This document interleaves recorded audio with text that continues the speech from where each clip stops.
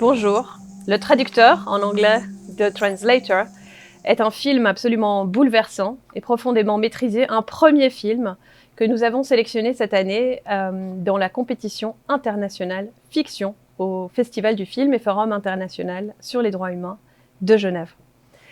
Ce film nous permet aussi de marquer un triste anniversaire cette année, c'est les 10 ans de Deraa et le début de la révolution syrienne.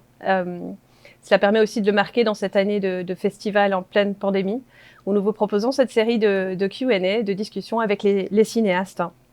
Donc je suis aujourd'hui avec Rana et Anas, les réalisateurs de The Translator, qui avaient déjà réalisé un premier court-métrage qui s'appelait Mare Nostrum, qui a été primé dans le monde entier. Et là, donc, c'est, je l'ai dit au début, leur premier film, premier long-métrage de fiction. Bonjour Rana, bonjour Anas, comment allez-vous ? Bonjour. Bonjour, ça va, merci et vous? Très bien, où est-ce que vous êtes ? D'où est-ce que vous nous parlez ? On habite à Doha, au Qatar. Ouais, on est là depuis 3 ans. Et pour commencer, j'aimerais revenir avec vous sur les circonstances dans lesquelles, les circonstances intimes dans lesquelles vous avez, qui vous ont mené en fait à réaliser ce film. Vous êtes tous les deux syriens, vous êtes tous les deux en exil. Est-ce que vous étiez encore en Syrie au début des manifestations ? Oui, absolument. On habitait à Damas avec nos enfants, un garçon et une fille. En 2011, ils avaient 3 ans et 4 ans. Et donc, on était là, aux premières lignes, en tant que témoins de ce qui se passait. Bien sûr, on avait vu le début du printemps arabe commencer en Tunisie, puis en Libye.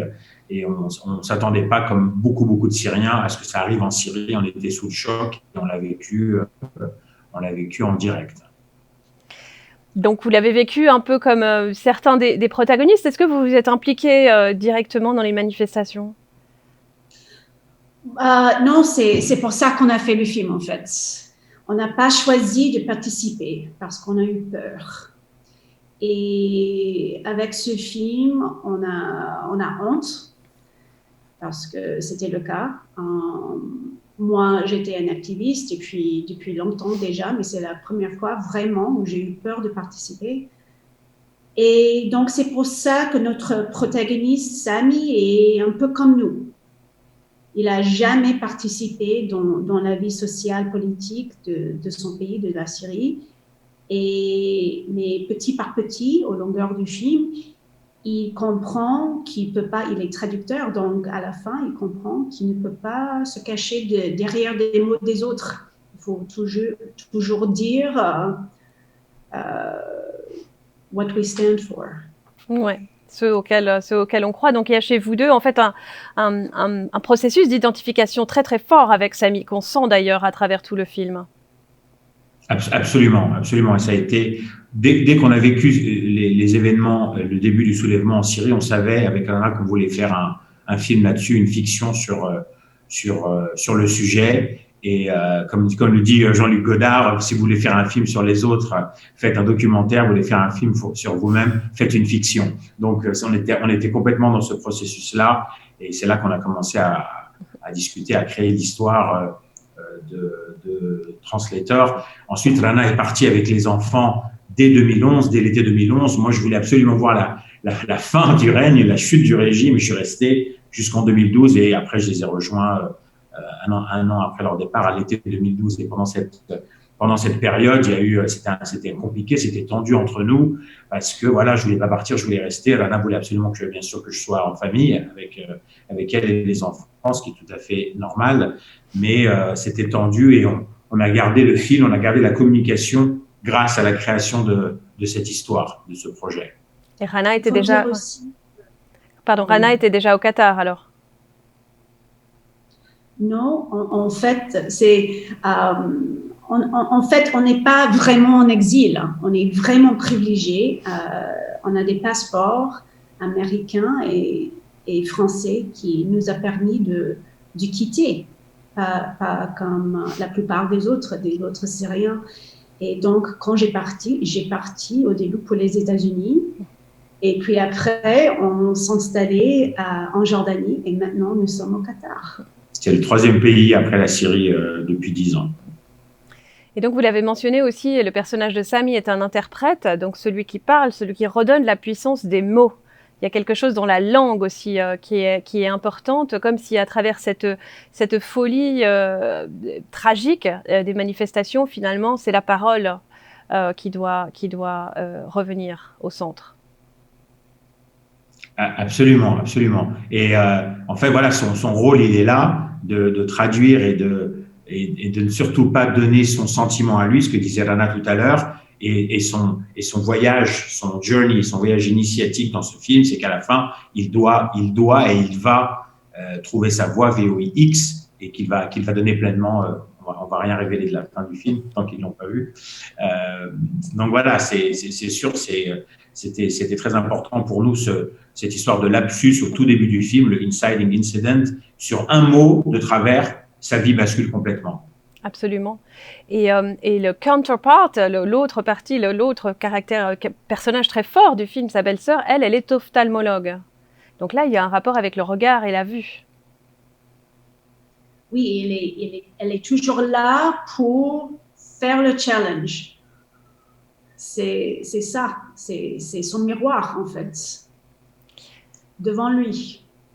Et on voit dans ton cabinet, il y a des images et des photos de posters de yeux partout sur les murs, comme la surveillance d'un régime omniprésent jusqu'à l'intérieur de l'intimité des gens, ce qui est tout à fait le cas. Et elle, c'est celle qui voit.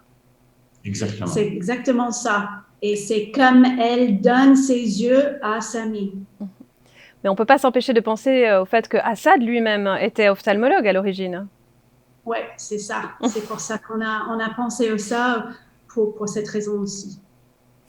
Il y a aussi dans un autre élément qui est très fort dans le film, c'est le sentiment d'appartenance ou de non-appartenance finalement à la nation syrienne. Comment se définirait la nation syrienne aujourd'hui selon vous et à travers ce film, bien sûr?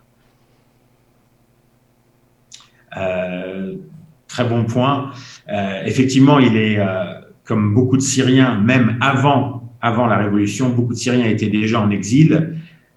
Donc lui, il a subi les conséquences directes de son lapsus au début du film. Bon, bien sûr, c'est une fiction, on a inventé ce personnage, mais il aurait très bien pu exister puisque l'équipe olympique syrienne était vraiment à Sydney en août 2000 à l'époque. Donc il est hors de Syrie et il est toujours en lien, bien sûr, avec sa famille, sauf que, d'une part, il habite loin d'eux et il est loin d'eux au niveau de son activité, de son activisme, parce que, comme lui dit sa belle-sœur, elle lui envoie ça en pleine face dans la voiture, tu n'es pas comme ton frère ni ton père. Donc, on sent quand même là qu'il est loin, mais il est loin de la famille aussi par ses convictions, malheureusement. Et c'est aussi pour ça qu'il n'a plus le choix. Il doit rentrer, son père a disparu, son frère a disparu, et là, il sait qu'il doit revenir aux sources. Donc là, il doit reprendre pied au cœur de sa famille à lui et de la famille des Syriens aussi. Mais c'est ce qui définit aussi beaucoup de Syriens, que ce soit à l'intérieur de la Syrie, en exil, un peu partout. C'est finalement, est-ce qu'il y a encore un lien, quelque chose qui relie en fait tous ces Syriens et Syriennes à travers le monde? Qu'est-ce qui fait la nation syrienne aujourd'hui? Bon, ils sont partout dans le monde. Ils ont beaucoup souffert. Et pour des gens qu'ils ont quittés, ils ont des vies différentes. Il y a des uns qui ont eu un peu d'argent, donc ils ont pu reconstruire leur vie ailleurs. Hein. Et il y a des autres qui habitent dans des conditions vulnérables. Et en plus, il y a des uns qui sont restés en Syrie. Il y a des réfugiés au Liban, en Turquie, en Irak, en Jordanie, qui habitent dans des conditions impossibles. Donc, mais l'espoir, c'est que peut-être en 10 ans, en 20 ans, on va voir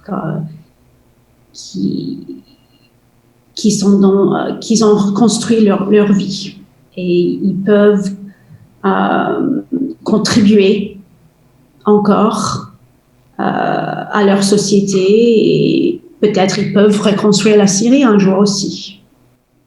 Oui, absolument. Et on a l'impression, même si c'est totalement éclaté, que finalement, toutes ces personnes parlent d'une certaine manière la même langue, même s'ils ont du mal à se comprendre les uns les autres. Et c'est là qu'on revient au personnage de Sami. Est-ce que vous avez des nouvelles de vos proches en Syrie? Quelle est la situation aujourd'hui? Oui, on a des nouvelles régulièrement. La situation, c'est que nous, on ne va pas en Syrie depuis 8 ans maintenant, presque 9 ans. Mais la situation en Syrie est toujours compliquée. Évidemment, il n'y a plus de guerre à proprement parler en Syrie. Les bombes et les canons se sont tus. Que ce soit la guerre contre Daesh ou la guerre contre les révolutionnaires et le peuple qui était contre le régime. Mais la vie est encore, les conditions sont encore fragiles. On a de nouvelles de nos parents, les coupures d'électricité, les coupures d'eau, les coupures de mazout pour le chauffage, etc. C'est pas facile, c'est pas une vie facile. Avec le Covid maintenant, c'est encore plus compliqué puisque vous imaginez bien que le système de santé, le système hospitalier est très, très, très, très vétuste, voire inexistant. Donc, non, situation compliquée en Syrie, très, très compliquée, très tendue. Le film soulève aussi la question des disparus, de la justice impossible que le FIFDH a souvent traité au fil des éditions. Comment juger Assad et bien sûr toutes les exactions du régime. Il y a eu des procédures en Espagne. C'est aussi ce que le film traite en creux. Mais évidemment, tout ça est, je crois, à l'arrêt en ce moment.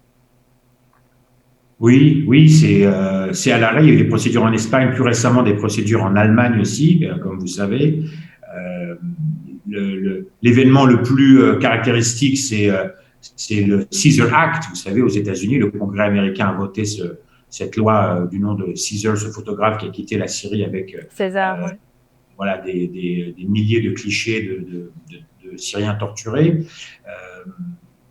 que la communauté internationale attendait beaucoup suite à la présentation de ces photos. Il ne s'est rien passé, sauf cette loi qui condamne le régime, tous ceux qui travaillent avec le régime, même à l'étranger. Voilà, mais c'est plutôt à l'arrêt, effectivement, au niveau de la justice internationale. C'est sûr que venant des États-Unis ou de l'ONU, les 5 membres permanents, la Chine, la Russie étant du côté, bien sûr, du régime syrien, ça met tout à l'arrêt de toute façon de facto. Donc, c'est très compliqué. Et si on veut aider, je suis sûre que les spectateurs et les spectatrices de ce film sont bouleversés, ont évidemment envie de faire quelque chose. Qu'est-ce qu'on peut faire depuis la Suisse quand on a vu le film? Est-ce qu'il y a des... Il y a plein de choses à faire. Il y a plein d'organisations qui aident les réfugiés, etc. Notre partenaire pour le film, c'est une organisation qui s'appelle Global R2P, The Responsibility to Protect. Et c'est eux qui essaient de mettre du pression sur les gouvernements qui utilisent les actions violentes contre leur population spécifique. Et donc, c'est une organisation que tu peux voir sur l'internet, Global R2P, et il prend aussi donc, des dons. Global R2P.com. Hein. Exactement. C'est ça. C'est ça. Et c'est notre partenaire, heureusement. Voilà, donc on peut aller sur le site et continuer l'action au-delà du film. Absolument. Est-ce que vous avez un nouveau projet en cours de film? Plusieurs. On a plusieurs projets en cours. Vous avez une société de production, n'est-ce pas, comme cinéaste? C'est ça. La société s'appelle d'ailleurs Cinéaste, avec un S et Y comme Syrie, Cinéaste Film. On a plusieurs projets en cours qui parlent encore de Syrie, parce que vraiment on veut raconter les histoires qui viennent de Syrie. Donc, notamment un projet sur justement le projet sur César, ce photographe qui a quitté la Syrie avec toutes ses photos. Donc voilà, il y a un film en écriture là sur ce sujet-là. Et notre dernière question rituelle, puisqu'on vous sent justement habité, vous continuez à faire des films, donc j'ai hâte d'avoir votre réponse à notre question rituelle. Est-ce que le cinéma peut vraiment faire concrètement changer les choses? Qu'est-ce que peut changer un film? Ah là là, vas-y. Pour moi, il n'y a aucun doute que la réponse est oui. C'est pour ça que j'ai commencé à faire du cinéma et c'est pour ça que je continue. Et on a beaucoup d'évidence que, en fait, c'est le cas. Ouais, on espère vraiment aussi que ce film magnifique va faire une belle carrière au cinéma. Donc, c'était la question-réponse pour The Translator, le traducteur. Le film est donc disponible sur la plateforme du festival, fifdh.org. Il sort en salle en Suisse aussi au printemps. C'est une coproduction suisse de Tipeee Images. Donc, n'hésitez pas à en parler aussi autour de vous et à encourager tout le monde à aller voir le film aussi dans les salles. Merci beaucoup. Merci. Merci.